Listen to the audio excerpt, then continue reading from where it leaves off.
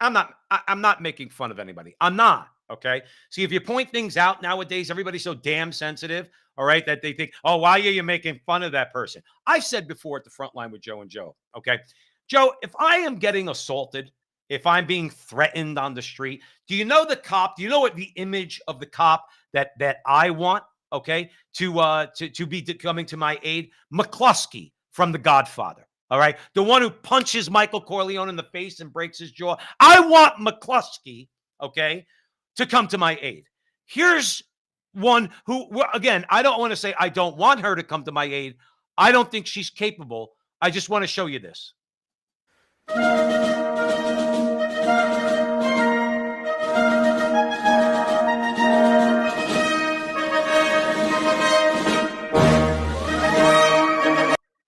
Now, Joe, let's be fair, first of all, okay? Now, she's not in any shape, sorry, to be a cop. Now, neither is the guy next to her. He looks like he's got a little, as they say in Italian, like a little bonzette down there, too. But here's the thing, Joe. Chasing down a criminal, having to run around the block, okay? Getting to the scene of a crime quickly to defend somebody. Joe, she's physically incapable of it. And we've thrown all physical standards for cops and firemen right out the window in the name of inclusivity.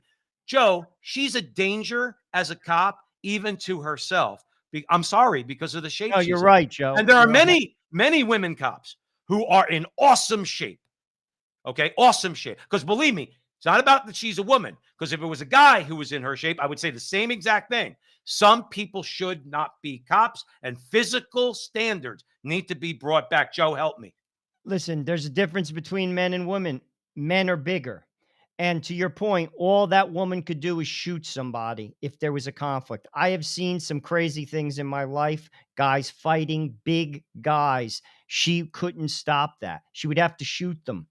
And I'm going to tell you this right now, to your point, there is a difference. And in the name of being inclusive, I think we're putting our citizens at risk. We're putting the cops at risk. She's putting her partner at risk because if something was to happen really bad, I got news for you. They're not going to be able to deal with it. That's The right. only other option would be to shoot.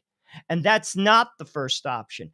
And in the name of being inclusive, we're forgetting about realities. A cop should be a presence. Even the physical presence of a very big man could calm a situation down without having to use violence, without even having to raise his voice. If you see a 6'4", 275-pound man approach a situation, you're going to think twice. Yes, you are. Period. End of story. Right. And that is the type of person, frankly, that should be a cop. Well, Joe, there's cops have always had there's always been a level of seriousness to cops. I mean, I remember growing up, many of my friends became cops and firemen. Okay. There was a rigorous test involved. Okay. It didn't matter if you were black or white. You had to take a physical test. You had to be able to, most of my friends became firemen. You had to carry the hose up the ladder. You had to do all these things. My little cousin, he's a cop in Newark, New Jersey. Okay. The training he had to go through to become a cop, they earned their position. There was something required of them because it's like you said, Joe, there's a level of seriousness that a criminal needs, okay, if he's going to go up against cops. Joe, I'm sorry. Criminals are going to laugh at this woman. They're going to laugh. And they're going to think in their mind, well, I'm getting away with this crime because even if I start running, there's no way she's going to catch me. And it's like you said, Joe, her only alternative is going to be to shoot. And when a criminal's running away, she can't shoot because you can't shoot a criminal in the back. Joe, what the world is coming to, give me a final word on this.